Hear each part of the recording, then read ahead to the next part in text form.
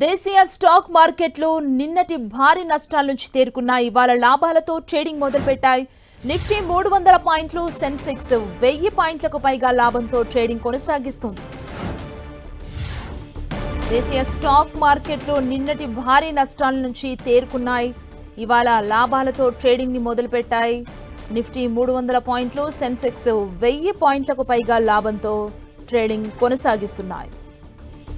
భారీ నష్టాల నుంచి స్టాక్ మార్కెట్లు తేలుకున్నాయని చెప్పాలి. లాభాలతో ట్రేడింగ్ ని మొదలుపెట్టాయి సూచీలు. నిఫ్టీ 300 పాయింట్లు, సెన్సెక్స్ 1000 పాయింట్లకు పైగా లాభంతో ట్రేడింగ్ కొనసాగిస్తున్నాయి.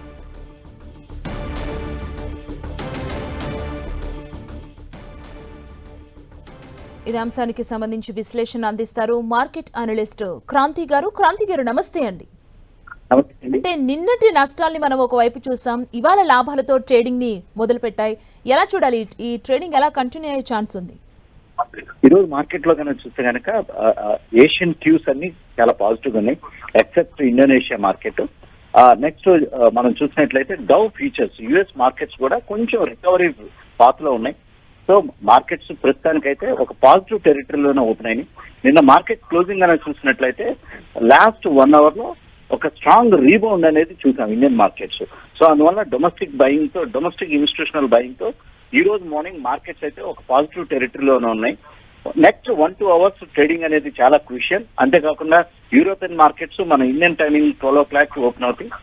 అప్పుడు యూరోపియన్ మార్కెట్స్ కూడా ఓపెనింగ్ స్ట్రాంగ్ గా వచ్చినట్లయితే Indian markets as long as 22,000 level Nifty కనుక మెయింటైన్ చేస్తే కనుక ఇండియన్ మార్కెట్స్ ఒక పాజిటివ్ టెరిటరీలో మీడియం టు షార్ట్ టర్మ్ లో ఉండడానికి అవకాశం ఉందండి. అంటే నిన్న మొత్తం కంప్లీట్ గా నష్టాలు చూసాం, ఈ రోజు మంచి లాభాలతో ట్రేడింగ్ ని ఉదయమే మొదలు పెట్టాయి. అంటే వేటికి ఎక్కువగా ఉంది లాభం? అంటే ఈ రోజు కనుక మనం చూసినట్లయితే మార్కెట్స్ ఓపెనింగ్ లో ఆల్ స్టాక్స్ లో రికవరీ ఉంది. నిఫ్టీ టాప్ 50 స్టాక్స్ అన్నిట్లో రికవరీ మనం చూస్తున్నాం.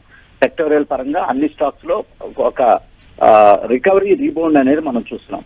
దీనికి ప్రధానంగా నిన్న నిఫ్టీ 1000 పాయింట్స్ తర్వాత కూడా మనం చూసినట్లయితే మంచి స్ట్రాంగ్ రికవరీ మనం చూస్తాం. సో అందువల్ల ఆ పాజిటివ్ అనేది కంటిన్యూటీ అవుతుందండి ఇప్పుడు. ఓకే, థ్యాంక్ యూ క్రాంతి గారు.